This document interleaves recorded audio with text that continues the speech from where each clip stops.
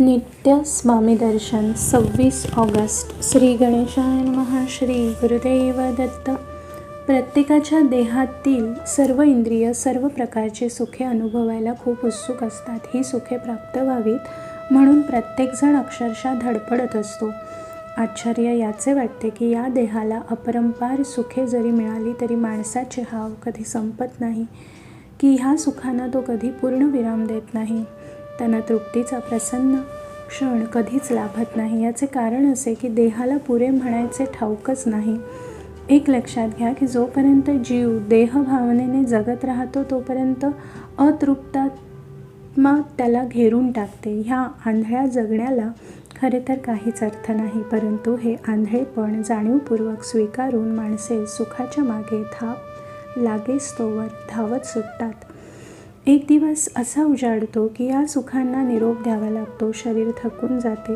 ह्या क्षणी जगण्यातले वैयर्थ्य जाणवू लागलेले असते. अशा वेळेला लक्षात येते की आपले आयुष्य फुकट गेले.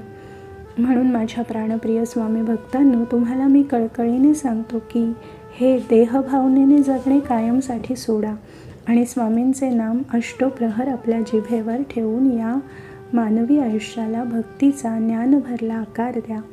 ह्या क्षणापासून आपले सुख बाह्य वस्तूंवर अवलंबून न ठेवता ते फक्त स्वामींच्या नामाशी निगडीत करा. सुखाला परावलंबी करू नका. ते स्वामी समर्थांच्या स्मरणाशी एकदा का जोडले गेले की तुमच्या शाश्वत आनंदाला पारावार राहणार नाही. स्वामींचे स्मरण हे स्वयंपूर्ण आणि आनंदाने गच्च भरलेले आहे. हे आनंदाने भरलेले स्वामीनाम तुम्हाला आनंदमय आयुष्य बहाल करेल.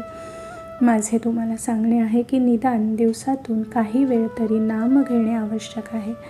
तसा मनाशी निश्चय करावा. एक लक्षात घ्या की नामाच्या आड अनंत प्रकारची विघ्ने येतात. इतकेच काय, परंतु सुखाला अत्यंत लाचावलेला हा आपला देह आणि मन हे सुद्धा नामाच्या आड येते. ते सुखासाठी लाचावलेले मन प्रथम सांभाळावे. लोकांच्या आणि प्रापंचिक संदर्भांच्या नादी अजिबात न लागता आपला स्वामी जप एका निष्ठेने चालू ठेवावा. कारण मानवी आयुष्यात नामस्मरणासारखा कल्याणकारी शाश्वत मार्ग दुसरा कुठलाही नाही. नामच शेवटी आपल्याला तारणार आहे. आयुष्यातला सर्वोत्तम आनंद नामस्मरणातच साठलेला आहे, एवढे लक्षात असू द्या. श्री गुरुदेव दत्त. श्री गुरुदेव दत्त. श्री गुरुदेव दत्त.